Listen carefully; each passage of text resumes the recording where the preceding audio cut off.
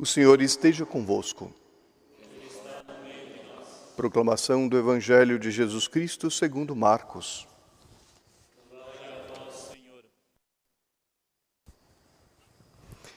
Naquele tempo, um leproso chegou perto de Jesus e de joelhos pediu: "Se queres, tens o poder de curar-me."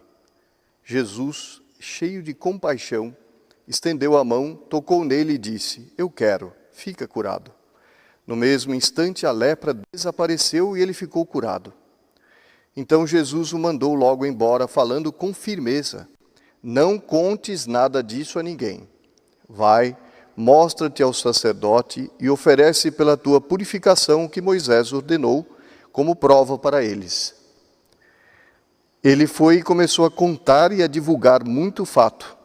Por isso Jesus não podia mais entrar publicamente numa cidade.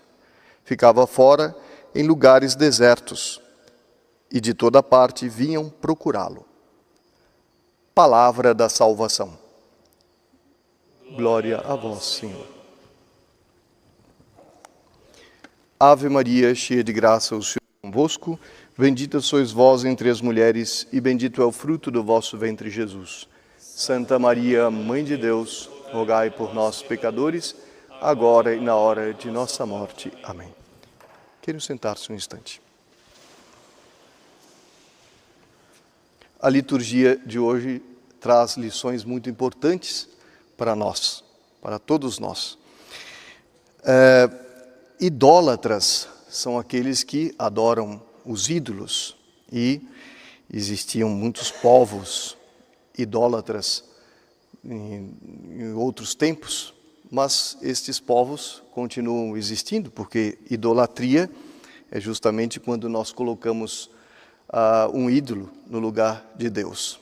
Ora, os povos que não tinham o verdadeiro Deus e que estão descritos nas Sagradas Escrituras, na Bíblia, por exemplo, estes filisteus aqui adoravam um deus, um dos deuses deles era Dagon, e eram, portanto, idólatras. Mas não quer dizer que os idólatras se encontram somente nos povos pagãos ou naqueles que não adoram o verdadeiro e único Deus, mas podem existir também entre aqueles que pertencem ao povo eleito, escolhido por Deus e que servem ao verdadeiro Deus, e podem existir, portanto, entre os batizados, aqueles que são idólatras.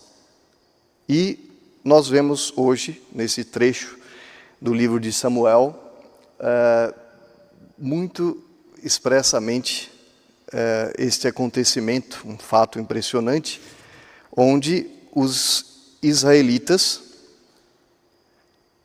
perderam o combate. Naqueles dias, os filisteus reuniram-se para fazer guerra a Israel. Israel saiu ao encontro dos filisteus, acampando perto de Eben-ezer, enquanto os filisteus de sua parte avançaram até Afec e puseram-se em linha de combate diante de Israel. Batalha terrível, 4.000 mortos, e Israel foi derrotado. E, imagine a euforia daqueles filisteus, querendo glorificar Dagon, o deus que eles seguiam, que era, segundo eles, o mais forte, enquanto os israelitas, aflitos, e procuram saber por que o Deus verdadeiro, o Deus de Israel, permitiu aquela derrota. Porque não tínhamos a Arca da Aliança. E eles vão buscar a Arca da Aliança. E o que acontece? A derrota é muito mais desastrosa. São 30.000 que morrem, e a arca é tomada pelos filisteus. Por quê? Se nós formos ler na Bíblia o livro de Samuel, nós vamos descobrir o porquê. É porque tinham também aqueles que eram idólatras dentro do povo de Israel. Como assim, padre? Adoravam outros deuses? Não, eles eram idólatras de forma mais sutil, eles eram egolatras. Eles adoravam-se a si mesmos. Eles viviam em função de fazer a sua própria vontade. E nada mais, nada menos, eram 2 sacerdotes, filhos de Eli. Eli, que era o sacerdote e que tinha 2 filhos, Ofni e Finéias, péssimos. Viviam desviando completamente todo o culto verdadeiro dentro do templo. E, se isso não bastasse, o que eles cometiam de horrores, de pecados dentro do próprio templo, é algo que não dá para mencionarmos aqui, embora o mundo esteja cheio desses pecados que eles cometiam. E eles, no entanto, eram sacerdotes e que vão para o combate com a Arca da Aliança, porém o seu comportamento não era aprovado por Deus. Daí o castigo, que inclusive estava previsto, de que eles morreriam os 2 numa batalha como recado para Eli, que não corrigiu os seus filhos e não soube formá-los para exercerem aquele ministério tão importante como os sacerdotes no templo. E o resultado, um massacre, foi grande. 30.000 mortos e a Arca da Aliança capturada. Padre, mas Deus então perde. Deus pode perder a batalha pelo demônio. O demônio pode ganhar de Deus então, porque se alguém comporta-se mal do lado de Deus, Deus fica fraco e perde a batalha. Não, não, absolutamente não. É que aqueles que são bons estão nas mãos da misericórdia de Deus, e aqueles que são maus estão nas mãos da justiça de Deus. Mas quem governa a história é Deus. A arca era o sinal da presença de Deus entre eles. E se depois não vai dar para nós tratarmos aqui, mas procurem o livro de Samuel e leiam todas as partes que não estão na liturgia. E aí vão entender o que a arca de Deus realizou entre os filisteus. Produziu a arca, só a presença da arca da aliança entre os filisteus produziu um morticínio tremendo, umas doenças terríveis que eles ficaram, e a tal ponto foi terrível que eles devolveram a arca. Devolveram, colocando-as em cima de 2 vacas que tinham acabado de dar cria, enterraram os bezerros para não ficarem gritando por leite, e colocaram a arca em cima das vacas, com ouro, inclusive para ofertar ao Deus de Israel alguma coisa para aplacar a sua cólera, e ainda como eles eram incrédulos, né, e apenas idólatras, eles não estavam desconfiados. Será que foi Deus mesmo que está castigando a nós? Então deixaram as vacas saírem e escolherem o caminho. Se elas seguirem em direção à terra de Israel, significa que foi Deus de Israel mesmo que nos está arrasando, só com a presença da arca aqui que foi tomada por nós. Se for para outro lugar, aí é sinal que foi por acaso, essa epidemia toda, esse problema todo que está acontecendo, foi por acaso. Soltaram as vacas e elas seguiram exatamente para mostrar a eles que era o Deus de Israel, que tinha castigado o povo de Israel, castigado Ofni e Finéias, que morreram. E depois, quando Eli, já com 98 anos, recebeu o recado de que a Arca da Aliança tinha sido tomada pelos filisteus, ele caiu para trás, quebrou o crânio e também morreu. E Samuel, o profeta de Deus, escolhido de Deus, o substituiu.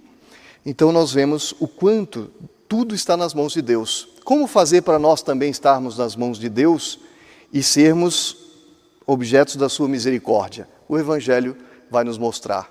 Devemos reconhecer o nosso nada, dobrarmos os nossos joelhos e pedirmos: se queres, podeis curar-me. Então, qual a atitude de um pecador, de um leproso? Lepra também é símbolo do pecado. Alguém que está afundado no pecado a ponto de estar apodrecendo. Qual a atitude que deve ter? Reconhecer o seu pecado, dobrar-se diante de Nosso Senhor e pedir o perdão. E mudar de vida. E cuidado para não desobedecer. Porque, às vezes, a pessoa quer dar glória a Deus, mas segundo a sua vontade. O que é mais importante? Dar glória a Deus fazendo a vontade de Deus ou dar glória a Deus do modo como nós queremos? Nós vemos aqui no Evangelho, Nosso Senhor fala claramente para ele: vai e não diga para ninguém, se apresente aos sumos sacerdotes, etc., porque era necessário que ele tivesse um passaporte para ser ingressado na sociedade, porque os leprosos naquele tempo eram excluídos da sociedade para não transmitirem a doença. E ele precisava, então, de um certificado, realmente está curado, pode ingressar na sociedade. Nosso Senhor disse isso para ele. Ora, no entanto, ele desobedeceu. Nosso Senhor foi taxativo, não contes nada disso a ninguém. Vai mostrar-te aos sacerdotes, etc., purificação. Ele foi e começou a contar e a divulgar muito fato.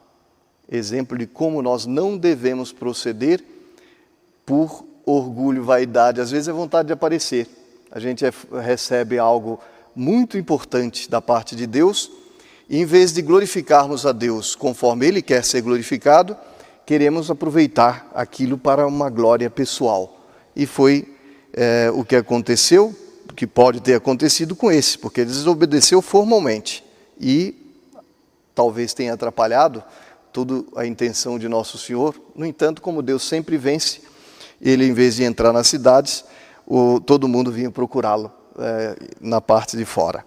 Então, vamos pedir graças muito especiais para termos esta lição da liturgia de hoje. Não sermos nem idólatras, nem egolatras, mas fazermos a vontade de Deus.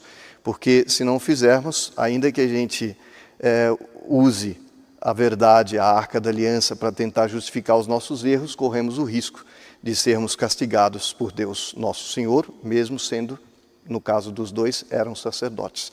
Louvado seja nosso Senhor Jesus Cristo.